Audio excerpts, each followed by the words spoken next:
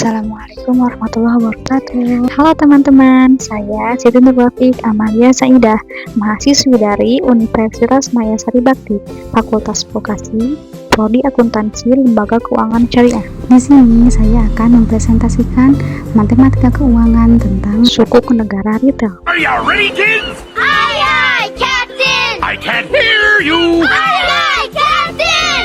Oh!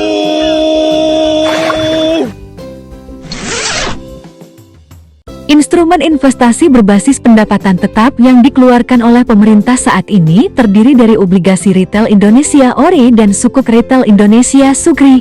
Obligasi adalah sertifikat utang yang dikeluarkan peminjam, biasanya berupa perusahaan atau pemerintahan untuk meningkatkan modal. Jadi singkatnya tuh obligasi adalah surat hutang.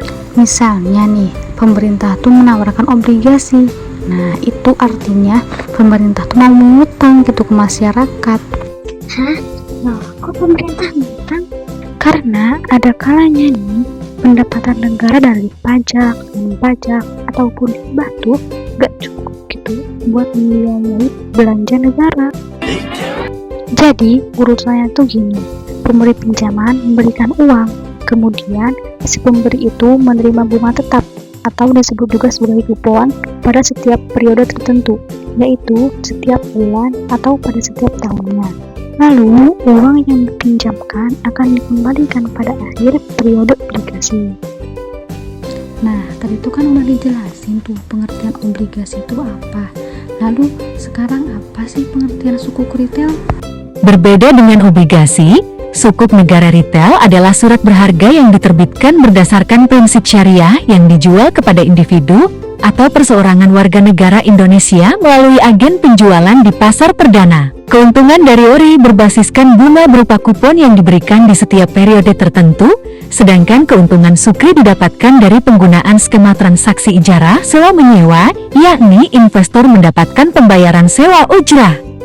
Dasar dari aset SUKRI milik pemerintah antara lain proyek yang terdapat dalam APBN serta barang milik negara BUMN berupa tanah dan atau bangunan yang ditetapkan oleh Menteri Keuangan. Nah, jadi bisa diartikan suku retail itu produk investasi syariah yang ditawarkan oleh pemerintah kepada individu warga negara Indonesia sebagai pilihan investasi yang aman, mudah, terjangkau, dan menguntungkan. Hasil investasi sukuk negara akan digunakan untuk membiayai infrastruktur negara untuk mendukung pembangunan nasional. Walau sama-sama merupakan produk SBN dari pemerintah atau negara, namun ORI dan sukuk retail ini memiliki beberapa perbedaan. Nah, bisa teman-teman lihat sendiri beberapa perbedaan dalam tabel tersebut. Nah, di sini ada contoh dari beberapa sukuk negara retail yang memiliki waktu 3 tahun. Nilai nominal SUKLK per unit adalah Rp1.000.000 dengan pembelian minimal Rp5.000.000 dan berlaku kelipatan dengan maksimum pembelian sebesar Rp5 miliar. Pembelian sukuk retail melalui agen-agen resmi yang telah ditetapkan oleh Menteri Keuangan melalui Direktorat Jenderal Pengelola Utang DJPL. Terdiri dari bank umum dan perusahaan efek. Keuntungan yang didapatkan dari sukuk retail ini biasanya lebih tinggi dibandingkan dengan bunga deposito.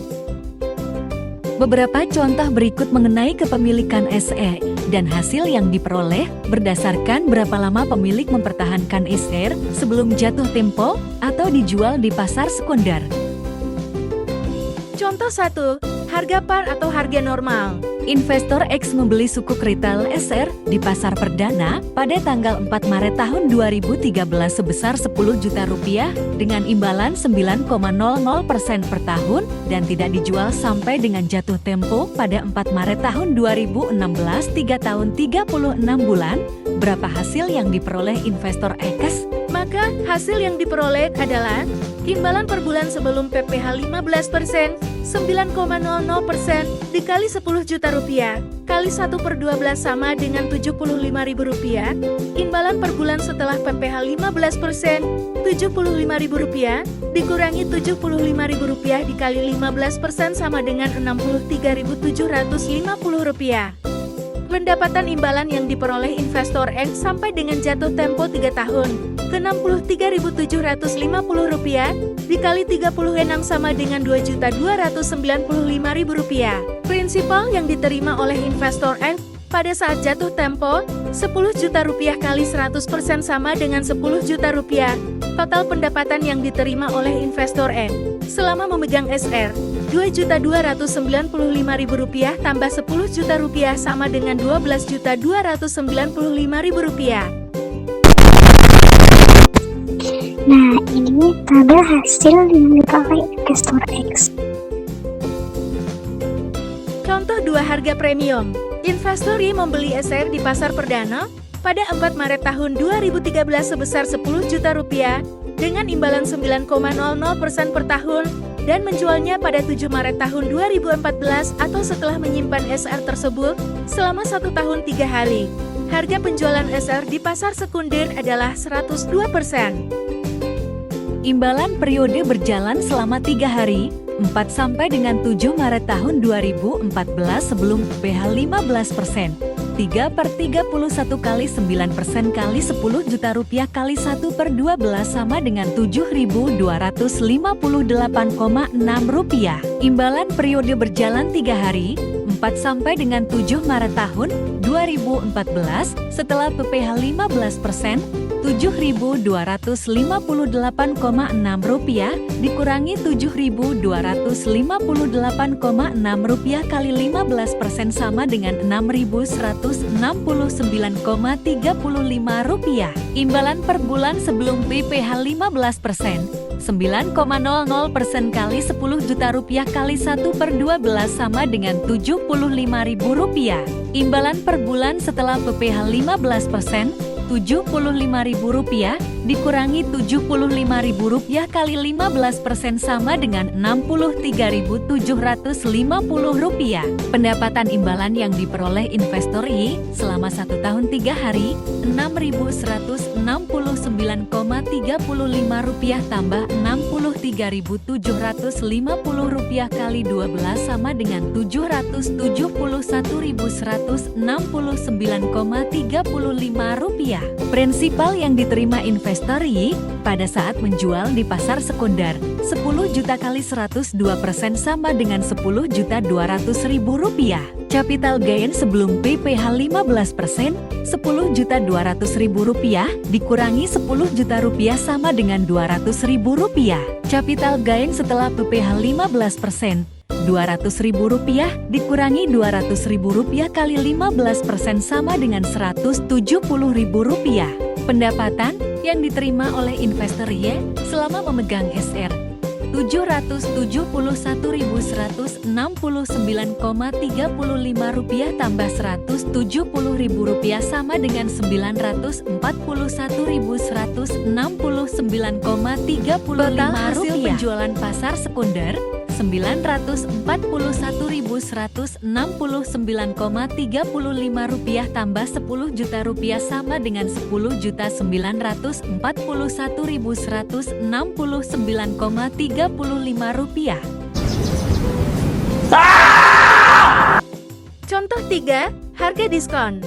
Investor Z membeli SR di pasar perdana pada 4 Maret tahun 2013 sebesar Rp10 juta dengan imbalan 9,00% per tahun dan menjualnya pada 7 Maret tahun 2014 atau setelah menyimpan SR tersebut selama 1 tahun plus 3 hari. Harga penjualan SR di pasar sekunder adalah Rp 98%. Nah, ini adalah hasil yang diperoleh investor Z.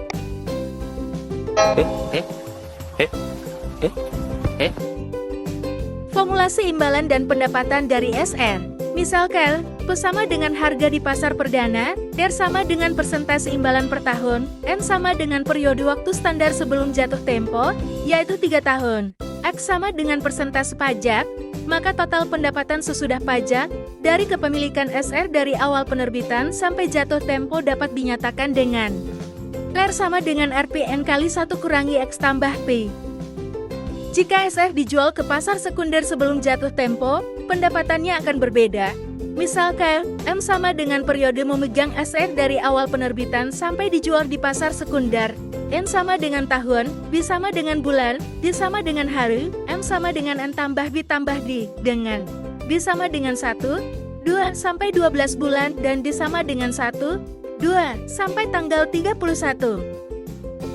Misalkan, E sama dengan persentase perbedaan harga jual di pasar sekunder dari harga awal, E sama dengan 100% untuk par price, S lebih besar dari 100% untuk premium price, S lebih kecil dari 100% untuk diskon price, pendapatan revenue yang diterima investor, jika S lebih besar dari 100%, REV sama dengan RPN tambah B tambah D per 31 kali RT per 12 dikali 1 kurangi X tambah SP kurangi P dikali 1 kurangi X tambah P, jika S lebih kecil dari 100%. REV sama dengan RPN tambah B tambah D per 31 kali RT per 12 dikali 1 kurangi X tambah SP. Perhitungan tersebut di luar biaya materai, biaya pembelian dan penjualan pada saat jatuh tempo, dan biaya penyimpanan, jika ada. Sebagai contoh, biaya penyimpanan pada suatu agen adalah 0,005% per tahun. Nih, ini ada satu latihan yang dapat kalian coba ya.